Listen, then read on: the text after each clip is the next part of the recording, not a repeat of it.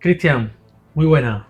Muy buenas, ¿Qué Alberto. tal? ¿Cómo estás? ¿Qué tal? Bien, con ganas de grabar otro capítulo. Muy bien. Hoy te voy a dar un poco la voz cantante. ¿De qué vamos a hablar hoy, tío? De un triángulo fundamental en Marvel. Buah, bien, bien. De 3 personajes. Sí, fundamentales en Marvel. ¿Qué son? Iron Man, Ujú, Capitán América ujú. y Thor. Y Thor.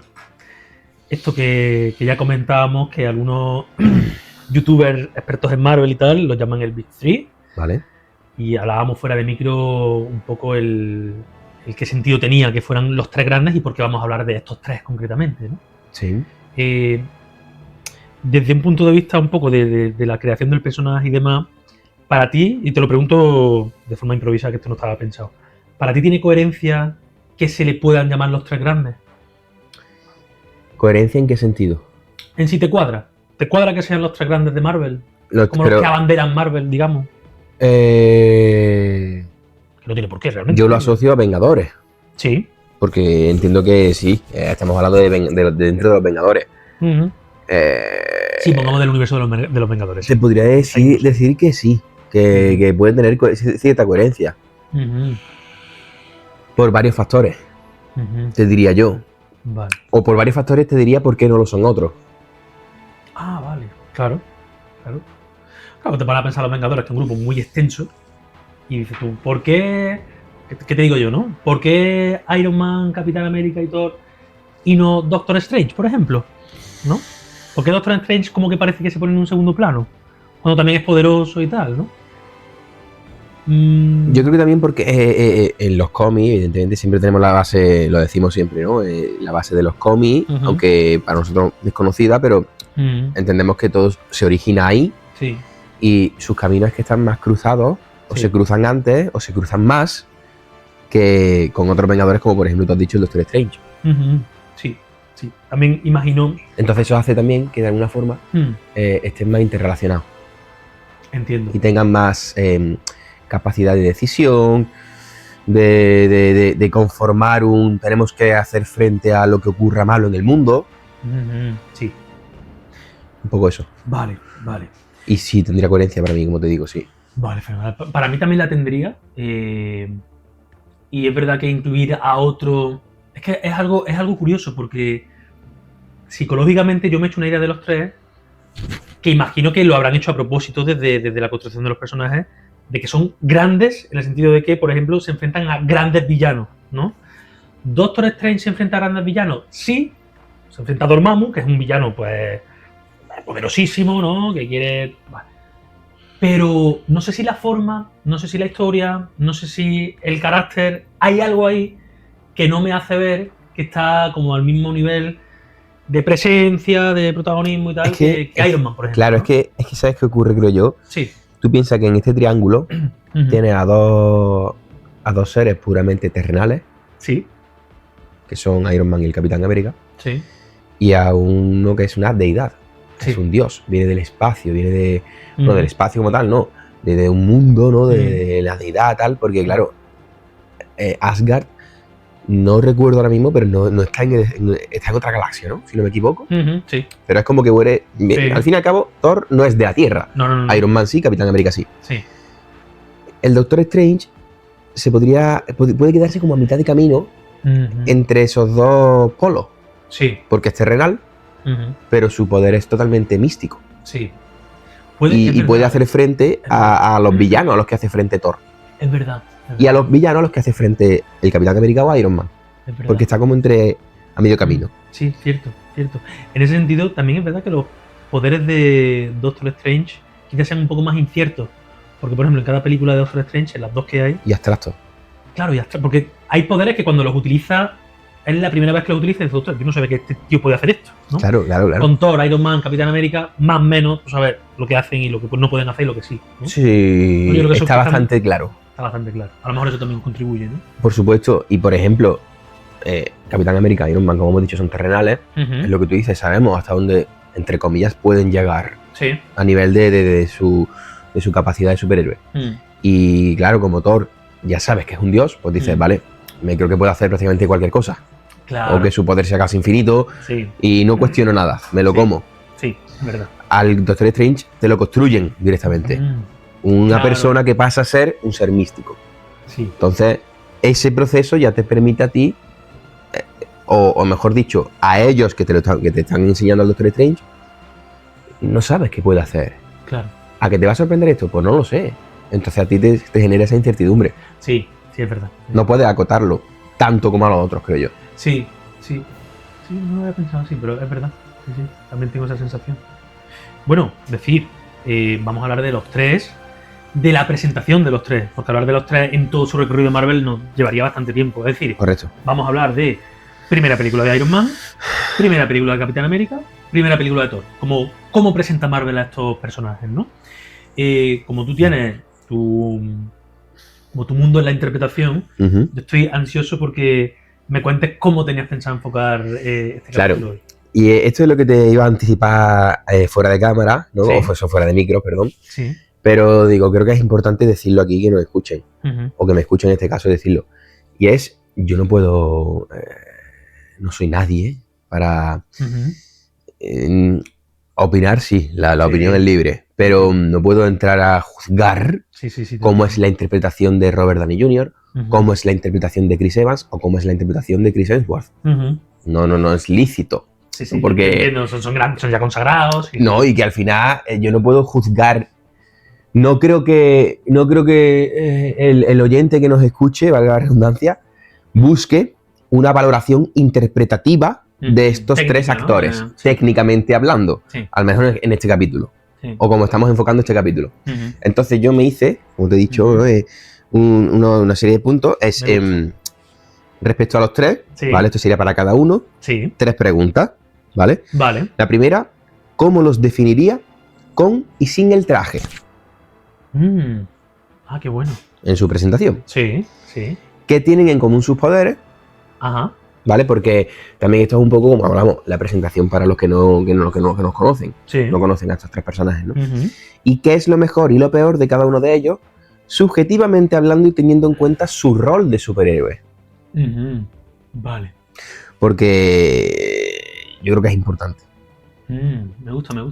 Como para que también se entienda este gran triángulo, ¿no? Sí. Entonces, ¿cómo los definiría con y sin el traje? Sin entrar en lo que te he explicado hace un momento de juzgar su capacidad interpretativa, que no soy quien. Sí, ¿no? Me gusta tu humildad, Cristian. No, pero es que es verdad. Iron Man. ¿Cómo lo defino? Con el traje. Bueno, la gente que no conoce a Iron Man tiene que entender que va a ver a un hombre que se pone un traje de acero, que no recuerdo exactamente qué metal es. Sí. Es un traje metálico, vamos a decirlo así. Parece un robot. Y vuela. Vuela con propulsores, con energía mecánica. Y eso es lo que se limita a hacer cuando él tiene su traje. Tiene ¿cómo es? Un reactor. Un reactor que le sale del pecho, que es lo que le da esa energía, ¿no? Sí. Que lo tiene fusionado con su corazón, con su sistema inmunológico, biológico. Así, no me acuerdo exactamente. Sí, al fin tiene un imán que le impide que las metrallas que adquiere en la película primera le lleguen muy profundo al órgano. Exactamente. Entonces, claro, es un superhéroe visualmente con el traje también muy... se te mete por los ojos. Rojo, intenso, amarillito, ¿sabes? Entonces dices... Muy espectacular, ¿no? Muy espectacular. Cuando ya vemos en otra película, no tiene nada que ver con la primera suya, a Hulk dentro del traje de Iron Man grande. Sí. Es como, wow. Es curioso, ¿no? Sí. Entonces, es muy vistoso, ¿no? Y lo definiría... ojo, Y esto es tuyo más que mío. Se esconde detrás de una armadura, ese personaje. Sí. Iron Man no puede hacer nada sin su traje. Bueno, podría... No podría. Mentira, no podría. A nivel físico y no tal. podría. No, claro. Entonces depende sí o sí de su traje. Sí. Y es curioso, que no sé si ocurre, sería la forma de neutralizar a Iron Man. Quitarle su traje.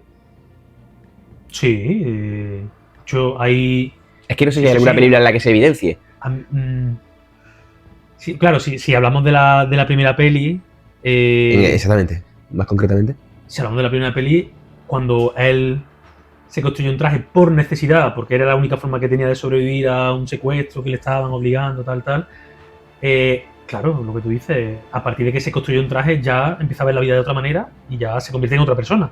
Pasan más cosas, no solamente el traje, pero el traje es lo representativo de que ya no es la misma persona. Exactamente. Y ya, bueno, esto lo hablaremos ahora durante el episodio, pero ya incluso sus variables psicológicas cambian también, ya se sitúan en el mundo de otra manera, el orgullo, el ego... Y ahí es donde voy a sin el traje. Iron Man es un... Uy, iba a decir una barbaridad. Iba a decir una barbaridad a punto de que nos cierren el capítulo, ¿no? Por decir algo vulgar. Pero, no, hombre, pero es verdad que es muy... Es complicado de gestionar hablando con él, una conversación. Sí. Porque es muy irritante. Iron Man es un personaje muy irritante, muy egocéntrico. Hablamos de una persona multimillonaria. Sí. ¿Vale? Sí. Entonces, sin el traje ves a un ricachón, soberbio, egocéntrico, posiblemente muy solitario, que ahí tú puedes hacer leña de eso. Sí, claro. Y entonces es complicado de llevar ese personaje. Pero es un personaje que crees que pueda desempeñar un rol de superhéroe.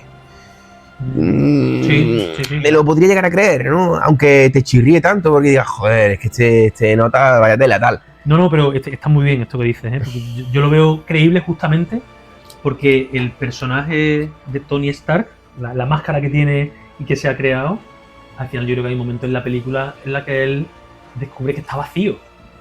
Y que cuando descubre que está vacío ya es cuando moralmente incluso cambia de posicionamiento. O sea que sí, me parece creíble que el Notas tenga esta personalidad de base tan soberbia, tan irresponsable, tan narcisista y todo eso, ¿no? O sea que sí, me parece creíble. Sí. El Capitán América. ¿Vale? ¿Cómo definía el Capitán América? Con el traje. Mira, ¿sabes qué pasa? Aquí yo creo que no hay tanta diferencia. Me refiero. Tú con el traje y sin el traje, el Capitán América puede ser el Capitán América sin el traje. Sí. Super soldado. Es un super soldado literalmente.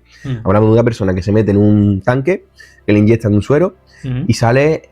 es un culturista el que sale. Entra un chaval normal y sale un culturista súper fuerte, súper veloz, súper resistente, inagotable, que tú dices, madre mía, lo tiene todo físicamente hablando a nivel de, vamos a decir, capacidades físicas, ¿no? Sí. Que te puedan servir para defender a alguien, por decirlo, por poner una etiqueta, una especie de etiqueta. Sí. Y el traje, al final, es un traje que le impone su país. O sea, le asocia a su país. Empieza con un traje más sencillito, más sobrio, más tal. Termina, es lo que hemos comentado en algún capítulo, una bandera. Es una bandera, es un patriota. Claro, la carga simbólica la tiene Capitán América aquí. Correcto. Claro. Representa a América, ¿no? Claro. Una diferencia abismal con Iron Man. Iron Man sin el traje funcionalmente hablando no puede hacer nada, ¿no? No puede. Y sin el traje el Capitán América, cuando aparece sin el traje, tú fíjate, para mí, yo si hablo con él o si tengo una conversación con él, no sabría decirte si es un superhéroe. Sabría decirte que es un soldado de categoría. Prefiero que me defienda él en el ejército o en cualquier... que es lo que, por eso la primera película es tan bélica. Sí. Porque se ve ese origen del ejército, ¿no? Sí. De todo esto de las tropas y tal. Un soldado, al final es un soldado. Que puede llegar a ser... Claro, tú te creerías que es un superhéroe cuando le ves hacer lo que hace y ves que sus capacidades físicas pues se salen de la lógica. Sí. Y por eso es lo que es. Sí. Claro. Por supuesto, representa valores totalmente diferentes a Iron Man. Y hay que decirlo. Sí. Éticamente, moralmente. También las antípodas, uno y otro. Correcto. Bueno, no vamos a hablar de otras películas, porque en Civil War se enfrentan principalmente ellos dos. Exactamente. Y también tiene que ver con sus valores. Aunque es verdad que no es el Tony Stark que es en la primera película, el que aparece en Civil War. No. Uno mucho más responsable, uno mucho más generoso y demás. Pero sí, joder, me parece un contraste. ¿Y qué hay de Thor? Y Thor. ¿Cómo lo definiría con el traje? Aquí, fíjate. Aquí yo creo que Thor necesita el traje para representar un superhéroe, pero no lo necesita para tener sus poderes. Aunque tenemos al primer, te iba a decir al primer, pero básicamente tiene un hándicap y es que tiene un objeto representativo, que es el Thor, es el martillo, perdón. Sí. El Mjolnir. Sí. Mjolnir. Sí. Es verdad que el Capitán América tiene su escudo, pero el Capitán América usa su escudo para defenderse, no lo necesita para atacar. Sin embargo, Thor con el martillo es otra historia. El martillo que tiene, entre comillas, una consciencia de que solamente lo empuñará quien es digno. Entonces el martillo, claro, tiene más trasfondo que el escudo, aunque el escudo también es representativo, ¿no? Exactamente, correcto. Entonces, pero ¿a qué me refiero? Porque no le pasa lo que le pasa al Capitán América, y tampoco, o sea, el Capitán América es el único de los tres, te diría yo, que puede hacer lo mismo con el traje y sin el traje. Claro, es verdad. Y me refiero, Thor también. Iron Man sabemos que no. Thor también, pero yo a Thor, si no le pongo el traje, no me creo que sea un superhéroe. Sí, de hecho, mira. No me lo creo. No, estoy totalmente de acuerdo. No me lo creo, pero también ahí entramos ya en la personalidad de Thor. Claro. Pero es que tiene sentido, porque yo no soy un dios. Yo soy un humano. Capitán América es un humano. Iron Man es un humano. Sí. Este superhéroe, hablamos de un dios. Entonces pertenece a una psicología diferente a la nuestra como humanos. Sí, lo es. Por tanto, yo como humano necesito verle esa capa, esa armadura nórdica de decir... Y él también lo necesita. Y él también lo necesita para sentirse y para presentarse como superhéroe. Sí. Si no, es que... Me atrevería a decir que para distinguirse de los demás. Correcto. Y porque si no, no lo van como que no lo van a tomar en serio. Sí. En la primera peli, te tengo dudas, pero creo que esto que has dicho es tan acertado que en la primera peli... ¿Lo subestiman? Lo subestiman. Cuando lo destierran, hay un momento en el que el protector de Asgard, que es el robot este metálico que echa rayos por los ojos y tal, que es uno contra el que lucha en la Tierra. Sí. Ah, vale. Cuando... O sea, el robot le está pegando la paliza porque Thor todavía está con Pero no recordaba que era el protector de Asgard, fíjate. Sí, porque como... Bueno. No lo recordaba. Bueno. Vale. Está pegando la paliza y cuando Thor recupera el Mjolnir, de repente pasa de estar vestido como un ciudadano y cuando empuña el martillo ya tiene el traje. Ve, entonces... Él mismo se lo... No es que se lo ponga literalmente, sino que aparece ya con el traje. Como diciendo, ya soy Thor. Exactamente.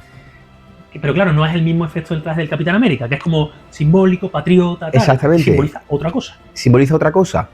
Para el Capitán América, es lo que hemos dicho, no es necesario que tenga ese traje, porque puede igualmente hacer su capacidad de superhéroe. Sí. Y a Thor sí que lo necesita para además tener esa distinción. Lo entiendo, claro. ¿No? Sí. Por su ascensión. Sí. Luego, ¿qué tienen en común sus... Bueno, y por tocar un poquito su personalidad, como hemos dicho, con los otros dos... Dímela tú. Su personalidad. De Thor. Pues a ver, Thor tiene algo diferente a Iron Man. Tiene un poquito de Iron Man y un poquito de Capitán América. ¿Por qué? Porque Thor tiene mucho más desarrollado el arquetipo de héroe, de salvar a los demás, de ponerme delante de un camión que te va a atropellar si hace falta y demás, pero tiene más vanidad, en tanto que es un dios, y no percibe a los demás como semejantes. Como lo hace Capitán América. Capitán América es como mucho más íntegro en ese sentido, tiene un sacrificio mucho más honesto con los demás. Él si recibe un balazo le duele. Thor si recibe un balazo le da igual, ¿no? Entonces, tiene una vanidad que no llega a ser la vanidad de Tony Stark, que es una vanidad pues muy impostada, muy extrema, muy de personaje, muy de me pongo esta máscara porque estoy vacío, ¿no?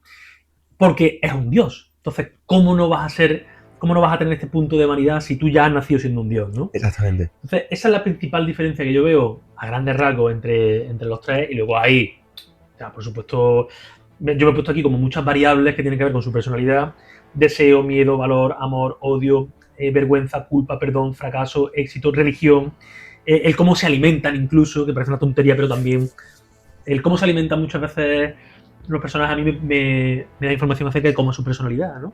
O como alimenta, quiero decir, alimentos y bebidas. Tony Stark bebe alcohol, por ejemplo, ¿no? Capitán América sale bebiendo alcohol en un momento dado. Esto es muy curioso a nivel interpretativo, ¿sí? Que no sepa. Muy curioso. Cuéntame. Hombre, es que a mí, por ejemplo, más de una vez me han dicho, cuando he tenido que interpretar un personaje, me han preguntado cómo comería. No a lo mejor tanto de qué se alimentaría. Sí, me refiero a eso, ¿no? Pero sí el cómo comería. Cuál es su ordenado a la hora de comer, se cuida, tal. Entonces es muy curioso que precisamente tú digas que eso te llama la atención de los tres. Muchísimo, porque son diferentes. Por ejemplo, Capitán América, seguramente sí, pero yo no recuerdo comer en ningún momento. Ni beber tampoco. Le recuerdo invitando una ronda, cuando ganan en la guerra y tal, a sus compañeros de batalla. No, antes de la batalla. Están todos ahí mamándose y tal, y él no. ¿No bebe ni agua? Curioso esto, entonces, muy curioso, ¿eh? Yo a Capitán América no recuerdo ni comer ni beber en toda la película. A Tony Stark sí le recuerdo beber, se pilla un mamazo en el avión cuando va a presentar el misil Jericho. Y Thor se pega a los banquetes de dioses, donde hay abundancia, donde tal. En la primera película ir a esa mesa cuando se frustra. Todo es, o sea, el banquete de dioses, ¿no? Entonces, la forma que tienen de comer, que es algo curioso, lo tengo de lo último realmente, pero me llama la atención, digo, esto lo tengo que incluir, ¿no? Son diferentes también. Y a mí lo que me llega del Capitán América es esa ultra integridad que tiene, tanto es así, que comer, que es una necesidad básica, no la tiene él como tan básico, él siempre está para los demás. Él siempre tiene con la vista en... ¿Está todo bien? Hablo de las primeras películas, ¿eh? Luego sí se le ve comer, sí se le ve beber, pero vale. Nunca... Vale. En la era de Ultron montan una fiesta y está Capitán América, está Thor. Ahí es en la que casi, ¿no? Ahí no, es la que Stan Lee le dan un chupito, pero no es la que casi el Capitán América mueve el Mjolnir, ¿no es ahí? Sí. Bueno, dicho queda que aquí van a salir muchos spoilers. Sí, bueno. Lo sentimos en el alma, pero... la era de Ultron ya tiene años, o sea que... Sí, pero me refiero, si no está escuchando a alguien que no tiene ni idea de Marvel, no pasa nada. Pues no pasa nada, que nos odie, que nos bloquee, que no... Y ya está, o que nos escuche y disfrute. ¿No? Vale. ¿Qué más me puedes contar, Cristian, que me estás molando? ¿Qué tienen en común sus poderes? Los tres, ¿no? Como presentación de los personajes. A nivel de interpretación, lo que te diría, ¿qué tienen en común sus poderes? Yo creo que esto repetiría un poco lo que dije yo antes, el hecho de que hay dos que son terrenales, uno que es deidad absoluta, sí, místico. Yo me creo los poderes del Capitán América y de Iron Man. Me lo creo, volvemos a lo mismo desde mi niño interior. Pero me lo puedo llegar a creer. Es decir, incluso te llegaría a decir que un Capitán América es factible de que un ser humano con muchísimo entrenamiento y todo lo que tú quieras llega a tener algo parecido. Llegue a tener algo parecido, sí. Sí. Claro, hablamos de que él es, no sé si no, corrígeme tú, es indestructible. No me acuerdo. Es destructible, pero cuesta trabajo. Pero cuesta trabajo o tarda o sea, se recupera más rápido. Más rápido, sí. Claro, a nivel biológico, pues no podría llegar a eso nadie. Sí. Pero a nivel capacidad física, puede una persona llegar a estar cerca, creo yo. O relativamente cerca, salvando las distancias, pero... Sí, a ver, también Marvel juega mucho con las desproporciones, ¿no? Que claro. En una película sale Capitán América corriendo, adelantando a coches, ¿no? En Civil War, sin más lejos, sale persiguiendo a Bucky, está corriendo, adelantando a coches, literalmente pasando por encima. Vale. Y con Black Panther detrás, igual. Claro, claro, bueno, sí. Sí. Claro, evidentemente. Pero matices, entiendo lo que dices. ¿Me entiendes, no? Uno puede llegar a unos límites que le pueden hacer parecerse a que yo puedo ver a esa persona en cuestión delante de mí y decir, joder, es un superhéroe, tío. Sí. Parece un superhéroe. Qué barbaridad, ¿no? Sí. Y luego, por ejemplo, el Capitán América, el Iron Man. Sí. También sus poderes son factibles de que a lo mejor, bueno, claro, la historia que tiene él en el pecho, no tanto, porque no sé si una persona podría llegar a sobrevivir con eso, no lo sé. Ahí tendría que hablarnos, creo yo, que un cirujano, un tal, ¿no? Sí. Pero lo que se crea, ostras, y más en los tiempos que corren con la inteligencia artificial. Me dices también que no puedes crearte un traje así que vuele, por supuestísimo, con propulsores en los pies. Sí, por supuesto. Y que salga algún tipo de...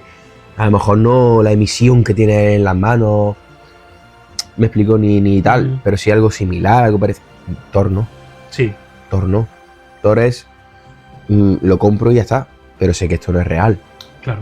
O sea, eres completamente... Lo compras un poco más complicado, lo compras un poco más caro. Claro, eres completamente consciente de que estás viendo algo que es fantasía. Y ya está, porque es un dios. Sí. Yo no sé si tú eres religioso. Yo, no lo soy. Yo creo en algo. Sí. Me considero cristiano, pero bueno, creo en algo en el sentido de, al final aquí estás jugando también con una entidad que te la cuentan, pero tendrías que verla delante tuya para creértela. Sin meternos tampoco en terreno fanganoso. Sí. ¿Fanganoso se dice? ¿Fanganoso? Sí, de fango, ¿no? Fangoso. Bueno, me da igual. Bueno, sí. Me están entendiendo lo que me están escuchando y también. Mm. Pero es eso, entras en algo que, vale, me lo creo, ya está. No voy a cuestionarlo. Claro, forma parte de lo que compras en general, ¿no? ¿Podría ser tú algún...? No, porque yo soy de la Tierra. Sí. Y soy humano. Entonces, entre Iron Man y Capitán América los poderes se asocian, o sea, se asemejan un poco. Sí. ¿No? En su carta de presentación. Desde que son... Desde que pueden ser... Desde que te los puedes creer más fácilmente. Más fácilmente y Thor no tanto. No, claro, tú tienes que comprar el formato entero. No tienes que comprar el dios, tienes que comprar esa parte de la mitología que han adaptado aquí. Exactamente. Eso es otro tema también, ¿eh?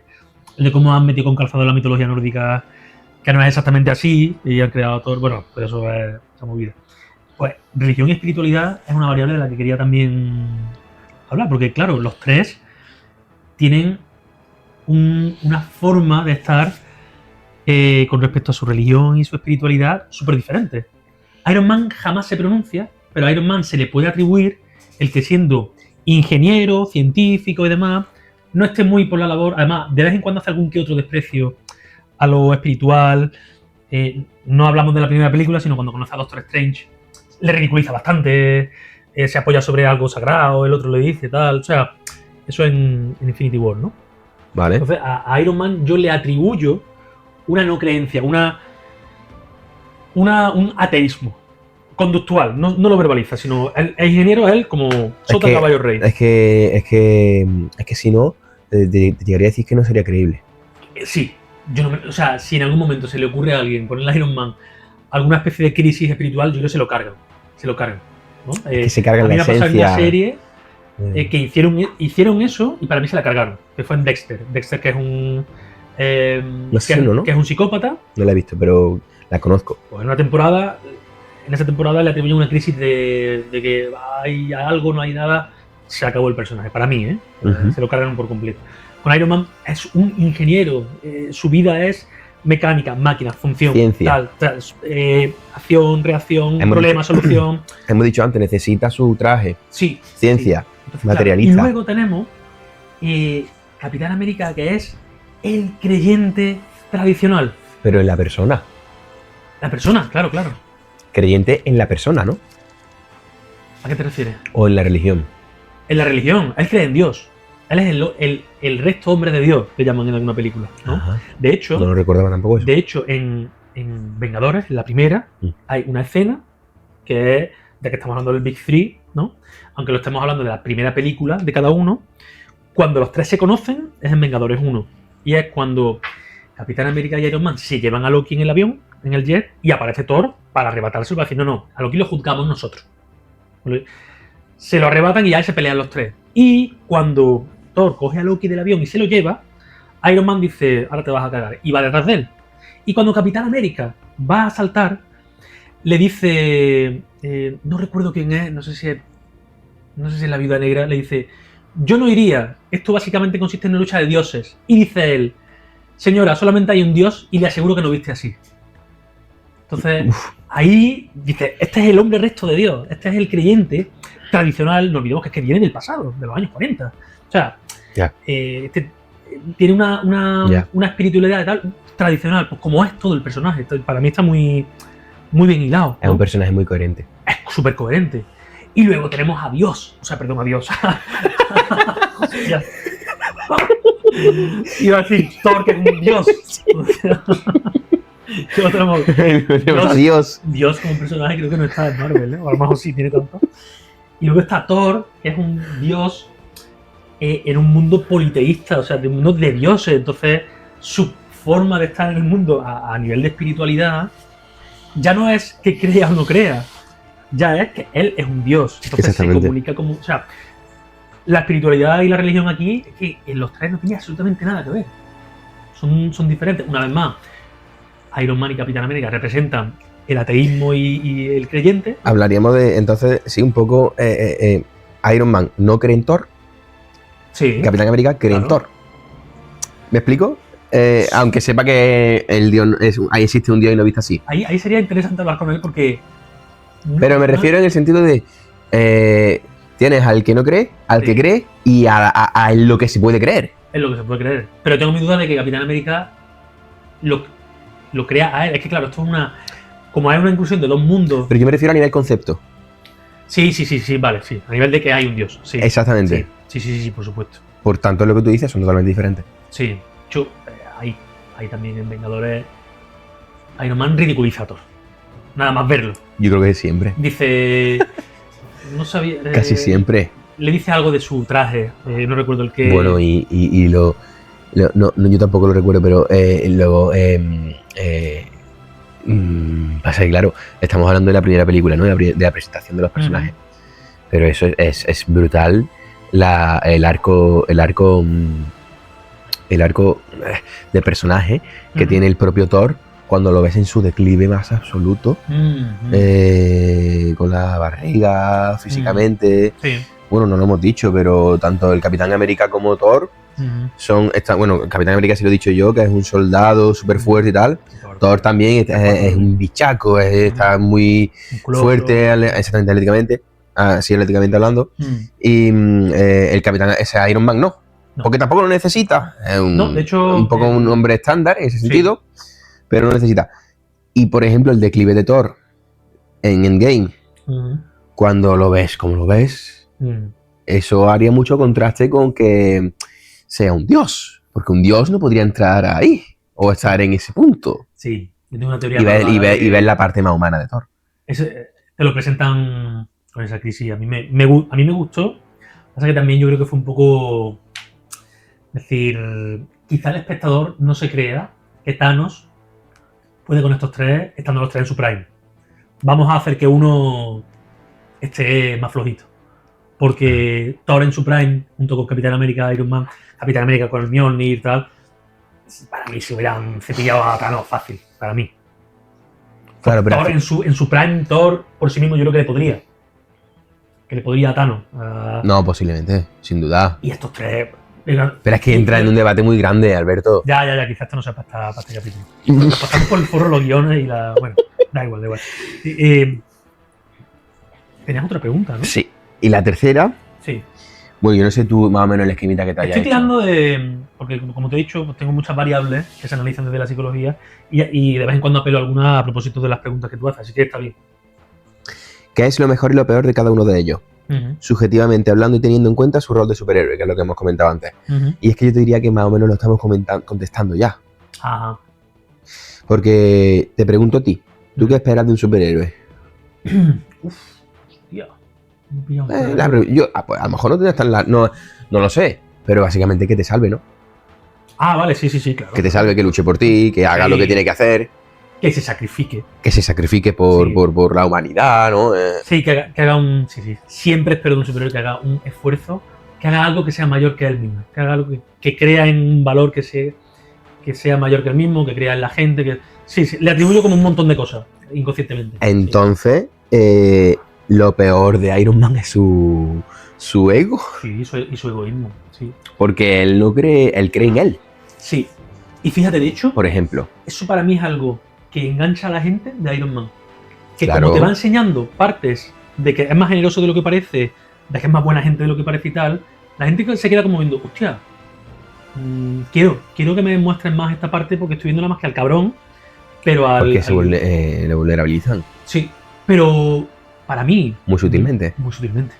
En la primera peli, de hecho, él no acaba siendo una hermanita de la caridad. Él sigue siendo pues un empresario multimillonario, tal, porque en las siguientes películas sigue siendo un poco así, pero con más conciencia. Ya no es el Iron Man de antes del traje. Y no es ya hasta que avanza toda la serie de películas y demás cuando ya ves otra cosa. Ya ves, pues, Sí, es correcto. en Civil War, por ejemplo, que está a favor de que las Naciones Unidas controlen a los Vengadores. O sea, que eso es como que te dejas controlar por alguien, ¿no? Entonces, ahí se ve un poco cómo el personaje cambia, ¿no? Entonces, para mí... Pero para mí es eso, un poco lo peor en la primera, en la presentación. Sí. Sería Vanidad, su sí. personalidad. Sí. Que sería lo mejor del Capitán América. Sí, sin duda. Sin duda. El Capitán América es el típico del que sabes que va a estar, da igual. Es que yo creo que si tú al Capitán América le metes la psicología de Iron Man, es un villano automáticamente. Sí, porque hostia. Y sería una barbaridad de villano. Se rumorea que va a ser el Capitán Hydra. Eso que es, Dios mío. El Capitán Hydra es como la variante de Capitán América que es malo, que se va a Hydra. Vale. Que Hydra lo convence. ¿En otro universo ocurre eso? Y se supone que se dice que va a ser como el gran aliado del Doctor Doom en la... Dios mío. Bueno, lo que se viene, ya. Pero claro, obviamente yo babeo con la idea de que Chris Evans de repente interpreta a un villano, y es lo que tú dices. Capitán América es recto con sus valores, pero si sus valores son otros, también va a ser recto con esos valores. Y sería un villano impresionante. Sí. Entonces lo mejor de su rol como superhéroe yo creo que es su personalidad. Sí. Que es totalmente fiable, es totalmente... O sea, confiarías en todo con ese hombre si te da su palabra. O sea, no sé, no tiene dobleces, no tiene... No titubea. No titubea, no engaña. Que es lo que engancha también mucho a la gente, su honestidad, su... Sí. Madre mía, ¿no? A mi padre, por ejemplo, otra vez a mi padre, algún día lo invitaremos. Sí. Que comente o que no escuche mucho y hable algo. Sí. Le encanta por eso. Claro. Por los valores tan humanos y tan... Es que te diría eso, humanos creo que es la palabra más correcta políticamente hablando, para definir al Capitán América en ese sentido, porque no es un humano con luces y sombras, es un humano con luces. Es lo que tú has dicho. Tiene que tener sombra y tiene alguna sombra, pero el que has dicho tú, ¿verdad? Que es súper coherente lo que has dicho. Es muy coherente. Muy coherente. Y te gana por eso. Sí. Y de Thor, te diría que... aquí tengo mis dudas. Yo creo que lo mejor... Es un poco más ambiguo. Es que lo mejor de Thor como superhéroe es su capacidad de deidad. Sí. Lo peor... no lo sé, porque a mí me pasa un poco lo que hemos comentado antes. Como yo me creo que es un dios, pues a lo mejor me creo que es que los dioses son así. Claro. En cuanto a personalidad, en cuanto a psicología. Claro. Y no voy a decir... no me cuadra como dios. Pero si es que yo no conozco ningún dios. Ya. ¿Me entiendes o no? Sí, perfecto. A lo que me refiero. Entonces me puedo creer su personalidad, no se la critico ni... Además, lo que tú dijiste antes, le asocio ese sentirse superior a los demás porque está por encima del ser humano. Claro. Que aquí no puedes apelar a la igualdad, porque ya él se sabe que no es igual. Exactamente. Él tiene la crisis de no sé quién quiero ser, porque siempre he sido quien me han dicho que tengo que ser y ahora no me apetece ser. O sea, que está también bien montada esa crisis, porque a Thor, tirando un poco de la pregunta que hace, lo que a mí me gusta de Thor es cuando se hace humano y entiende un poco más al ser humano y se enamora de una humana. Que eso, para una persona que tiene un montón de años y que vive la vida de otra forma y que es inmortal, ¿no? A priori, que se enamore de una persona que tiene una vida mucho más corta y que es como muy ínfima, que incluso Odín le llega a decir en la segunda peli, me parece. Como que no te enamores de este ser mortal que no tiene nada que ver contigo. Que es finito. Es finito y tú no tienes nada que ver. Thor desafía esa idea. O sea que a Thor el que lo desterrara a Odín en la Tierra, en la primera peli, para mí fue bien montado en el sentido de que le hacen que Thor descubra una parte de sí mismo que le viene bien, que es como un poco la humanidad, la humildad. Y esto, hasta ese momento Thor Thor, cuando lo van a nombrar rey en la peli, llega saludando a todo el mundo, llega pavoneándose, sonriendo a la gente, como aquí viene el que todos aclamáis, ¿no? Y Odín, justamente lo van a nombrar rey, pero llegan los gigantes de hielo para intentar llevarse el tercer acto, entonces no lo nombra rey y ya se enfrentan Odín y Thor y demás, bueno. Y ahí todavía Thor tiene la vanidad de un dios. Y desde que Thor es desterrado a la Tierra, yo creo que se le quita un poco eso. Sigue siéndolo en todas las películas. Se le ve el de soy superior, lo sé y tal, pero ya no es ese jactarse y ese despreciar a los demás. Al menos yo creo que ahí hay un cambio significativo. ¿Y tú crees, pregunta que se me genera, tú crees que si no humanizasen a Thor no hubiera enganchado tanto? Sí, totalmente. Yo no lo compraría.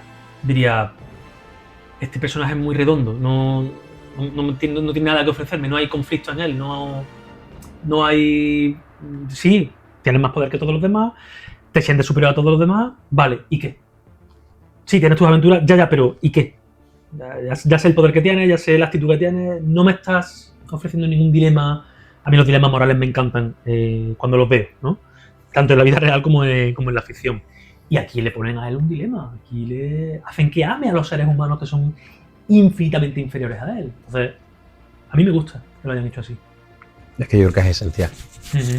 Yo creo que es esencial, y es que estaba pensando que es esencial, pero sin embargo, bueno, mentira, me rectifico a mí mismo antes de decirlo, pero vamos, iba a decirte que es esencial que humanicen a los Vengadores, en cierto modo, pero es cierto que hay personajes en el mundo de Marvel que no están humanizados. Me refiero, Sí. no están humanizados, pero, y por eso me rectificaba, sí te lo acercan un poquito a... Sí, claro. Por mucho que, por ejemplo, el tema de Odín. Hemos hablado de Odín. Odín sale en Thor y ya está. No sale mucho más en...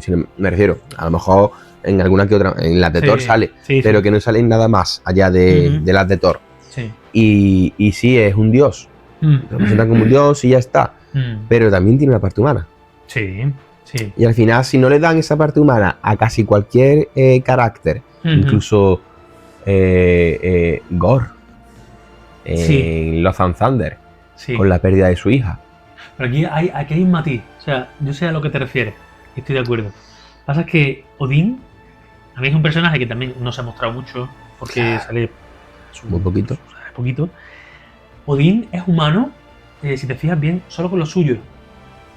Odín con la humanidad, no hay referencias de Odín con la humanidad más que la que tiene con Jane Foster, que le dice Thor, esta es una tal. Con su pueblo, sí es humano, protector y demás, y quiere como el bien general, pero yo creo que también hay un punto en el que él está por encima y lo sabe y actúa como diciendo, sí, estoy por encima y asume mi responsabilidad. No sé si me explico. Sí, te entiendo. Entonces, sí tiene ese punto de humanidad, lo que pasa es que creo que a Thor se le marca más. O a lo mejor es que como Thor es el protagonista y Odín no se le... También no lo podemos analizar con mucha profundidad. Claro, porque sale muy poco. Sí, no, pero y también es que sigo pensando y dándole vuelta a lo que te he dicho. Sí que creo que haya personas... Es que yo creo que sí, es que volvemos a lo mismo. Si un personaje que te presentan en el universo Marvel, ya sea el Big Three, personaje secundario, otro Vengador, lo que sea, te lo presentas en un DC Marvel y no te lo humanizan, no te engancha tanto. Claro. Sí, es verdad. Es verdad. Y estoy pensando cuál no está humanizado, a cuál no le muestran. Es que yo he pensado en uno. ¿En cuál? En la hermana de... Que si no me equivoco es la hermana de ellos, la hermana de Thor. En Ela. Bueno, claro. Ese personaje no está humanizado. Mola, porque mola por el conflicto que genera, pero tú al final, tú incluso como psicólogo puedes decir, bueno, pero sí tiene esa parte humana porque al final es que somos personas y si no, y a los dos que nos enamora este mundo de Marvel, tienes que, hay algo inconsciente ahí que nos hace querer a todo lo que nos salga, lo que nos enseñen en Marvel, de alguna forma, y empatizar con el concepto, con el personaje, con tal. Y le buscas un porqué intrínseco, ¿no? Y además desde la interpretación, yo por ejemplo tengo que buscárselo para creérmelo. Y si no lo tiene, no me lo creo tanto. Claro. ¿no? Mm. Y Ella tiene un conflicto interno, que es lo que le genera hacer lo que hace. Mm. Pero luego, más allá de eso, no tiene ninguna parte humanizada. Eso es pura maldad, ¿no? No es verdad. No es verdad. Bueno, a ella la presentan solamente en Thor Ragnarok. Pero eso no se lo puede llamar humanizar. Lo más parecido que yo lo he visto a ella en esa peli es cuando recluta a este birro, el de las 2 metralletas, que no me acuerdo cómo se llama, el que hace de carnicero en The Voice. Y ahí se apiada de él, lo podría matar. Y dice, tú tienes un instinto de supervivencia tal, tú te vienes conmigo. No lo recuerdo, pero sí, bueno. Y le da y ya le fabrica un arma en un momento y se la da. Pero claro, al hilo de a lo que yo voy al final es que si no tienen ese equilibrio, claro, el personaje no engancha. En Ella es la que menos tiene de todos con diferencia, que eso no se puede considerar humanidad, eso es para sus intereses. Bueno, pues me lo quedo para que me haga el trabajo sucio. Interesante. Cristian, se nos ha ido de las manos esto, me parece, una vez más. Bueno, esto dejamos abierta la posibilidad de seguir hablándolo si quieres. Vale. O si no, directamente seguimos hablando de estos personajes pues en otras películas y demás. Ya lo veremos, ¿no? En otro capítulo, o sí, en otras películas también. Porque estos tienen, es que claro, es poco tiempo para hablar de... Pero yo creo que la primera presentación de los tres lo hemos hecho bien, ¿eh? Yo creo que sí.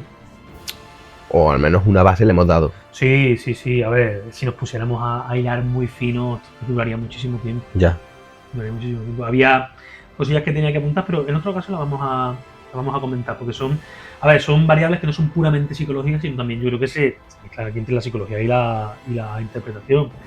Quería hablar de la relación que tienen con la muerte. O sea, de la relación que tienen con la muerte, no de que tengan miedo a morir, sino qué gente de su alrededor se muere, qué concepción tienen de la muerte, si les da más o menos igual, qué duelos tienen, cómo de culpables se sienten porque haya muerto gente a su alrededor. Claro, es que entonces son muchas aristas. Claro. La culpa me parece... Bueno, en la realidad, a mí la culpa me parece una de las emociones más complicadas que existen, porque es la única emoción que para mí no es adaptativa. La culpa no nos sirve para nada, objetivamente hablando. No, ¿para qué te sirve la culpa? Culpabilizarte de algo, ¿no? Dices. Claro. No construye. Nada, porque la tristeza, la ira, o sea, todas tienen una función. Puede invitar a lo mejor a una reflexión. Puede invitar a una reflexión, pero y de ahí a lo mejor podrías llegar sin la culpa. Y es posible que llegues a esa reflexión sin la culpa de forma más adaptativa. Vale. A través de la tristeza, por ejemplo. ¿No? La culpa es una emoción un poco importante. Bueno, esto otro día lo hablamos si quieres, ¿no? Me lo pasa muy bien también en este. Igualmente, por supuesto, siempre. ¿Te parece bien que lo dejemos aquí, Cristian? Sí, bueno, por mí genial. Pues muchas gracias a todos y hasta el próximo capítulo. Muchísimas gracias. Un abrazo, sí.